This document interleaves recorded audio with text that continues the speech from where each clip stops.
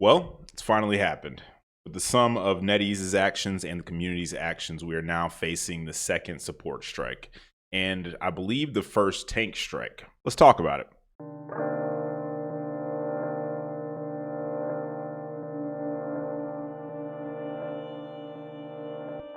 YouTube, what's going on, man? It's Father Dark here on a Friday evening. Something that's been being brought up to me a lot in the comment section is a lot of people that have been talking about the fact that they are not playing support anymore and they're not playing tank. Now, the thing is I said that this is the first tank strike. But I worded that incorrectly, to be honest with you, because I've actually made videos in the past about the fact that for the last couple of seasons, it seemed like there's been less and less people that have active playing tanks and stuff like that in the game. Now, when Angela came out, of course, because that's what happens whenever new characters come out, you're going to have a lot of people that take interest in stuff, especially with Angela being one of the first flying tanks. But that's actually something that I'm going to talk about, just off healers and off tanks and stuff as the video goes on. Now, anytime that I bring up something like this, there's always some goofy in the comment sections that comes along. And, you know, it starts to get a little irritating because there's always these people that feel like that because they don't initially like, or you know, they're not experiencing something on a day-to-day basis, that's everybody's experience, even though people are telling them and showing them like, hey, this is something that I'm dealing with. They go, well, I don't deal with it that much, so it must not be a thing. Okay, supports, tanks, DPS, they're not monoliths, okay? So it's not like they all get together in a Discord server, like every single one of them in existence, and goes, guys, are we starting the strike tomorrow? Okay, all right, none of us are gonna show up tomorrow for rivals. No, and the thing is too, is that there's a big misconception that they'll say, well, I've seen supports, you know, in my teams or whatever. Not realizing that these people that are actually playing these roles, they're not playing them because they want to or you know, because they care. They're playing the role because when they all lock in and everybody sees that it's a team full of DPS, two people are usually going to say, you know what, I'm going to run, you know, support, or I'm going to go tank, or whatever the case is. That's not to say that if they would have saw someone else willing to do it, that they wouldn't have done it, or they would have been like, hey, you know, I could play that role, or whatever the case is. So there's a lot of exceptions to that, but please don't come in the comment section talking about, oh, well, I haven't seen this, so you're just making this up. And brother, anybody making up nothing. I'm literally living proof of the fact that it is what it is. Okay, unlike a lot of you all, I actually talk to people in the community. I get hundreds upon hundreds of comments. I have a Discord server with over 1,300 people in it, which if you haven't joined it, so that we can have these conversations, you know, not face to face, but, you know, more than in a comment section, right? You can actually hear each other's voices and talk to each other like gentlemen, you know, et cetera, right? So the point that I'm making is that there are numerous reasons. Now, I can't sit here and name every single reason, but whatever my reason might be for why I've stopped playing support and why I've stopped tanking and stuff and went on my DPS villain arc could be completely different than anyone else. I can only give the examples that I can give. And anyone who disagrees, obviously, you're welcome to put that in the comment section. But the things that I'm going to talk about are just how I see things from my perspective. Now, the first thing that I want to bring up is something that I was thinking about prior to making this video while I was just doing laundry and stuff. And, you know, it kind of reminds me of like when I was growing up, my mom, she used to love this movie. If I'm not mistaken, I believe it was The Coal Miner's Daughter, if I'm not mistaken. But there was a song that got really popular from that. It's by, I believe it's Waylon Jennings and Willie Nelson. But the song is called Mamas Don't Let Your Boys Grow Up to Be Cowboys. She used to sing that. This was like, you know, without me having an alarm clock was different. I used to sleep the alarm clock. So usually in the morning, she'd wake me up by singing this song. And what always stuck with me was that, you know, the whole point of the song is like they're saying, mamas, don't let your babies grow up to be cowboys, because, you know, they'll play guitars, ride big trucks, and pick up, you know, bad women in bars and stuff like that. You would much rather them be doctors and lawyers and such. That's kind of like the main gist of the song, right? And it just kind of makes me think about, especially like being a parent and other people throughout time and stuff like that. How often do you hear parents telling their kids like, oh man, you know, I want you to be like a stay-at-home parent, or I want you to be the best dishwasher in the world, or you know, I want you to be the best fry cook on the planet, or et cetera, right? Even when it comes to like being like a teacher, usually people will say like, well, I want you to be like a professor at a prestigious college or something like that. You know, people don't really say like, oh, I'll go out and be a nurse. They say, I want you to be a doctor. I want you to be this, right? So there's certain things in society that we actually need, right? Like just imagine you woke up tomorrow, there were no more nurses, there were no more like, you know, elementary, middle school, high school teachers and stuff like that. Everybody was just trying to be on the gram and you know, go out and get like the only like the top profession. Everybody wanted to be a judge, but no one wanted to be the actual lawyers or something, et cetera, right? Like some of these are bad examples, but you get the point that I'm making. The thing is that we don't want to live in a world like that. We take a lot of stuff for granted. We sit back and we might look at the person that picks up our trash every day, and we might look at them as like, oh, that's just a trash guy. And it's like, well, what if there were no trash guys? What are you going to do at that point in time? People might look at a plumber and say like, oh man, I want to do that. You guys remember that show like Dirty Jobs or whatever, or like Worst Jobs? I forget what it was called, but it was like the jobs where like people just had to do stuff that the majority of people will look at and be like, God, I'm thankful I don't have to do that thing. But it's all these different things that if these people weren't willing to do these jobs, we would be very miserable. Very quickly will we go from being a first world country to a third world country, very like overnight, right? So the point that I'm making with that analogy is that in this community, supports have always been looked at as kind of like this lower skilled thing. It's like, oh, well, if you're not that good, go play support. Right? People always use the analogy, like they'll say, they're like, oh, well, if your grandmother just started playing and you had to throw on a role, what role would you put her on? Would you want her to be a DPS, a tank, or a support? And people always say, oh, just support. It's just so easy. You got to sit back there and heal bot.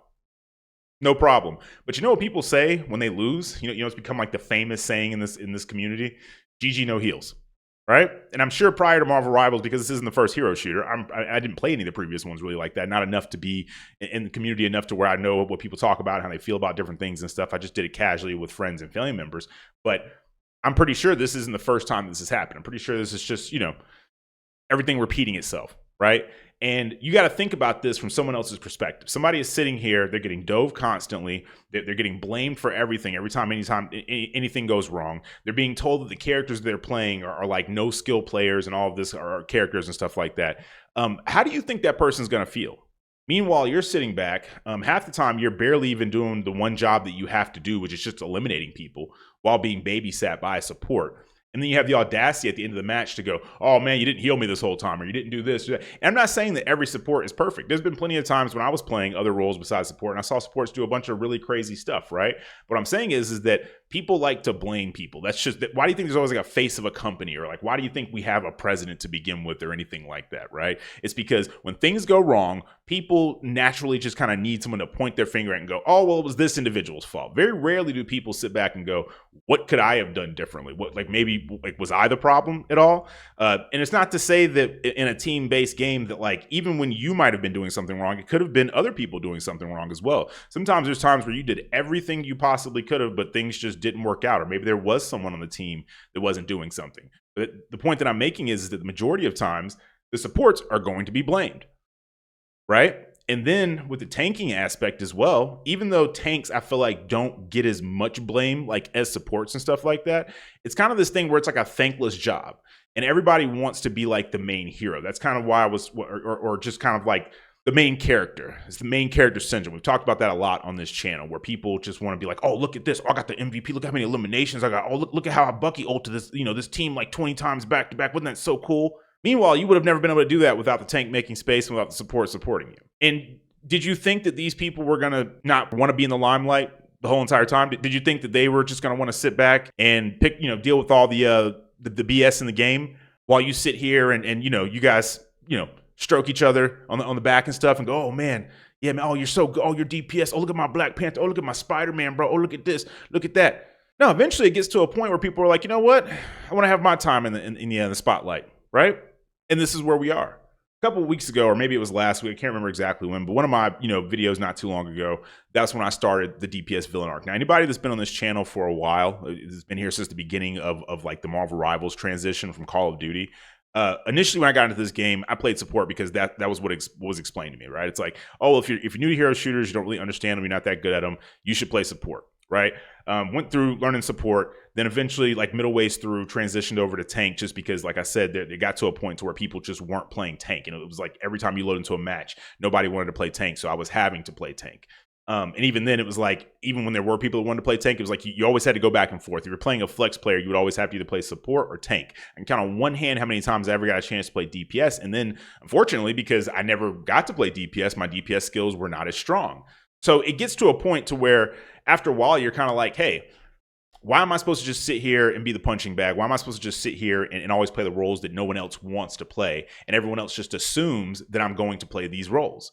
And you started to see that once I started playing DPS, you start to see the supports that could barely break 5K or 6K heals throughout a whole entire 20-minute match. And you're like, brother, what are you doing? They go, oh, well, I was getting dove in the back line. Now, these are the same people that probably watched a Magic, an Iron Fist, a Black Panther, and a Captain America run right past them to the back line.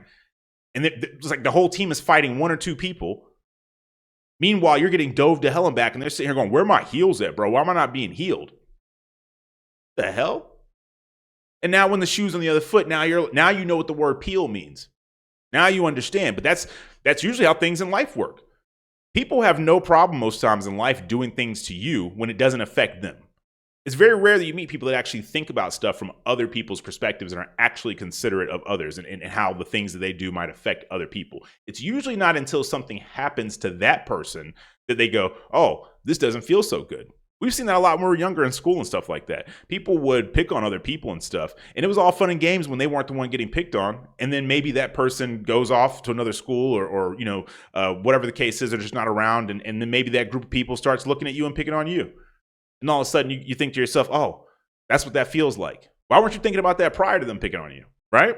And like I said, I'm not sitting here trying to, toot my own horn or whatever, or anything like that. But that is something that I feel like has always been a strong suit. I've never been someone that needed something to happen to me to understand that maybe I shouldn't do that particular thing to that person. Now, nobody's perfect, obviously. There have been times where it wasn't something that was so obvious. Maybe like there was jokes that I made with other people, and then there was someone who, took things very personal, and I said something, and later they go, oh, I didn't like that thing you did. And I go, oh, okay, my bad. I apologize. I wasn't even aware of it. But things that are like blatantly obvious, to me, that's never been something that anybody needed to tell me. Playing this game, it's never been something where it was like, oh, well, I'm just going to load in here and insta-lock whatever character I feel like it, and everybody else is going to deal with it, and I just hope everybody else figures it out. No. I took the time to learn a couple of characters from each role so that if there was ever a situation where I got loaded into a match and everybody in there only knew how to play support, everybody in there only knew how to play tank, everybody in there only knew how to play DPS or whatever the case was, that I could flex to whatever role was needed. How many times do you think I've ever been granted that same level of consideration? Maybe 2 times out of like thousands of matches? That's preposterous. So you know what happened? Switched over to the DPS arc. And like I was saying earlier, in the videos that I've made talking about my DPS villain arc, you know what I've seen? Like a third of the comments saying, oh, well, I'm doing the same thing. Or you know what? I might join you on that. And while I may not be as big of a creator as like someone like a Necros or a Flats or something, I do have somewhat of a platform. So when these people see this, whether they were thinking it already or maybe they were on the fence about it, or they weren't thinking about it at all, it was just something they thought, maybe this is just my life. And they hear someone else dealing with the same thing and they go, hey. And then these people start networking in the comment section going, hey, you know what? We could just be petty too, right? We could just load in and insta-lock Magic or Psylocke and just refuse to change. You know what'll happen? Either we're going to lose or someone will want to win so bad that they, just sit there and accept the fact that maybe they got to switch the role to something they don't usually play. And that's where we get to where we are now. And like I said, a lot of people are going to sit back and they're going to say, oh, well, I'm still getting supports and tanks. And most of those people probably don't want to be playing that role. And like I said, there are some people that they don't pay attention to any of this. They just load into the game and they play whatever it is they need to do, whatever. But what we're saying is that if you had 100% of people that were playing support and tanks, and then even just 65, 70% of those people start saying, I'm not going to do this anymore. Now I'm going to just start insta-locking. You guys, anybody who, like I said, regularly watches this channel, you have seen there's been a sharp contrast and switch from how it used to look in my videos. Every video, you would see the same exact thing, right? You'd see me playing support or you'd see me playing tank. Never was DPS. Now all of a sudden, you only see me playing DPS. You know why? Because I've got petty. I don't care. If I load in and 4 other people got DPS, you know what I do? I pick DPS too. We're going to play chicken. We're going to sit here and I'm going to look stupid too. Like, I don't know what's going on. Yeah, now I'm going to check my phone. And you know what happens when I stop checking my phone and I look up because the match is starting? Magically, somebody figured out how to pick support. And it's usually only one tank, I'm not going to lie. But still, all of a sudden, these other DPS figured it out. Ain't that something? It's crazy how that works, right? I think so too. But yeah, I don't really know how much longer this is sustainable. And like I said, it's not just a situation where it's only the community that has brought this on itself. It's also NetEase, because who in the hell looked at the board? Because the thing is that they don't make these characters like a month before release or whatever. You guys have, anybody thinks that is beyond naive, okay? Games, live services especially, plan out their content a year in advance. So everything you're seeing now was already planned out. There was no like, oh, we're going to swap this out, or yo, let's get this guy in here. We're going to just build a new character, out of scratch off the fly. No, that's not how that works. I don't care who it is. Fortnite, Call of Duty, Apex, any live service game, meaning a game that is constantly running and constantly receiving updates every couple of months. It's usually free to play and stuff like that. That has that kind of like business model. They have to plan this stuff out at least a year in advance. Sometimes even more than that. Because there's no way. Your game will fail if it stops getting updates. Shout out to Overwatch, right? Consistent updates, I mean. Not this every 6 months we drop a new character BS. Nobody wants to deal with that anymore. Why would you deal with that when you have any other game out here right now that is pumping out updates so fast you can barely even keep up with it? A lot of people say it's like full-time jobs to keep up with a lot of these games. And they complain about it, but they enjoy it. And the thing is that's because that's what we're becoming used to, right? Like when I was growing up, you got a game, that's what you got. There was no DLCs on Sega Genesis and Nintendo and stuff like that. Whatever game you got, you just got. And you weren't going to get anything else until the second version came out. The game had bugs in it and stuff. Oh, well. You know what I'm saying? Like, you got to deal with it, right? And now, 2 decades later, we've gotten to a point to where games, if they don't update every 2 months, look at Marvel Rivals. Marvel Rivals was updating every month and a half. I mean, those were like mid-season updates, but it really was like the whole season took about 3 months. They were like, yo, even that's too slow. We're going to start doing an update every month. Full seasons for 2 months, right? And why do you think that is? Because they're competitors. Warzone does the same thing. Apex, I haven't played Apex in a while, but I'm assuming they're doing the same thing. Fortnite doing the same thing. Fortnite don't stop pumping out content. They got content on top of content on top of content. That's what you got to compete with. Right? Not to mention all the new games that have been coming out. Battlefield, you got Arc Raiders coming out. New Call of Duty's about to drop. So many different things. And the average gamer is not going to just stick around. Some people, they like to lock in on games and they know life them, right? Not saying it in a bad way. It's just like, maybe you really like a game. You want to become the best at it. It's what you do. Anytime you jump on, you only play that game. Those people are rare. The average gamer has a library of games, not even just multiplayer, but like even just single player games. They don't care. They play whatever they want to. It could be Hello Kitty's Private Island Express. If they feel like it's popping, they're going to load it up and play it. It's just that simple. Right? But back to what I was saying, NetEase looking at their board they have where it's like, this is what we're going to be dropping, in this month, yada, yada, yada, et cetera, for the rest of the year. Whoever looked at that and was like, yo, like 8 out of 10 of these are going to be DPS. And then even when we do drop other characters for other roles, we're going to make them hybrid characters, meaning like off roles. So it's like, like the way that you have Ultron, the way you have Angela and stuff like that. And in all reality, that's cool and that's fine and like quick play and stuff. But the people that are actually trying to play competitively and trying to win, when you're going up against a particular thing, like 2 actual frontline tanks, right? 2 actual like supports that are like full on supports, not these hybrid supports and stuff like that. And then even when people do want to play other support, like let's say you do want to play Ultron. Well, if you only have one main support on your team, you know what your team's going to do? They're going to be like, yo, you're throwing, right? Let's say you like Jeff. Jeff is looked at as to the point. Jeff is so irritating, people ban him in ranked now. I've been seeing people straight up just ban Jeff solely so they don't have to deal with having a Jeff on their team. So let's say you enjoy Jeff. You can't even play Jeff because people hate him, right? And I get the idea behind it. You want to switch it up. You want to make it to where it's like, oh, well, I don't want every healer to just be a heal bot or whatever. I'm not saying that in a bad way. It's just more like, I don't really have a better way to say it, to where it's like, oh, well, this is just you primarily heal. That's like 98% of your job. We want to make it to where you have more options. I get that. They tried it. But then ultimately what ends up happening? Jeff has an ult where he eats people. What do they say? People are like, oh, well, there's no healing with that. What do? They give him a healing pool. And he gets to eat people. People still hate Jeff. With supports, you have very few options. It's boring. Very few options. You look at the supports, there's only like 3 of them that you can really play consistently and feel like you're getting like the full value. You at least used to have Loki, and they nerfed Loki into the ground, right?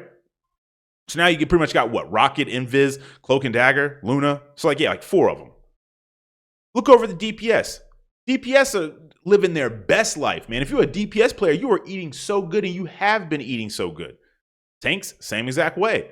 There's only so many tanks people realistically are going to play. That's boring. Who wants to do that? So of course most people are going to look at DPS and be envious and go, you know what? I want my time now. And if you already thought the DPS Instalocker, situation was at an all-time high and was terrible, now people are really starting to see it. Like I said, people in the comments have been complaining about it. They're just like, yo, man, this season, it's like I load in and you instantly got 5 people on DPS. Okay, we'll be the 6th one and let somebody else figure it out. But even with that, you know what the problem is? The people that are probably more than likely going to swap over after no one else does it are probably people that have never played support or tank. They'll have no idea what they're doing. But the enemy team, for some reason, always seems to know what they're doing, right? They always just got everything figured out. They know exactly what's going on. So, that was my little rant. I wouldn't necessarily call it a crash out or anything. It's more just me being honest, because I'm just getting to a point with this game. And I'll be honest with you guys too. For the people that are still listening, you're the real ones, right? These are the people that put this on in the background while you're driving, you're at work, on your way to school, whatever the case, maybe even while you're in school. But I honestly, if you're in school, get your education. You know what I'm saying? So you don't have to make crash out videos like me. And you could be making the big bucks. Get that education, so you can learn how to read, unlike myself. But the point I'm making is that if you're still here, you're a real one. And I noticed over a period of time that a lot of people, I'm pretty much back since probably like April, May, there's been more and more people every month that I'm seeing in the comments who say, I don't even play this game anymore. I just come here to watch you. And I've been thinking about that for the last couple of days, because I'll be honest with you, I'm kind of getting to a point. I don't know if it's like burnout with Marvel Rivals, or if it's just the fact that the reason why I was never really into hero shooters to begin with was the fact that it's a team-based game, but I know that people are not team-based people. They're not. People are inherently selfish, and they only think about themselves, and it's very hard for them to consider other people. And the second that anything goes wrong, they're going to blame other people. So team-based game, it just kind of goes against human nature for the most part. Whatever the reason is, though, lately I've been wanting to play other stuff. Like, I just downloaded Battlefield 6. I'm going to play some Battlefield 6 tonight. I'm thinking about streaming it. I might be streaming while you're watching this video. Maybe I'll wait till tomorrow, because it is kind of late now. And I don't really know if I just want to open the game up and start streaming without being able to think and fix my settings and just, different stuff like that. So I might wait until tomorrow, which would be Saturday at this point. Point I'm making, though, is that this will be the first time that I've actually played another game pretty much since I started playing Rivals. Because I felt like if you all were watching me and I was making Marvel Rivals content, then that's what you'd want to see. But I definitely and honestly want to know what you think in the comment sections.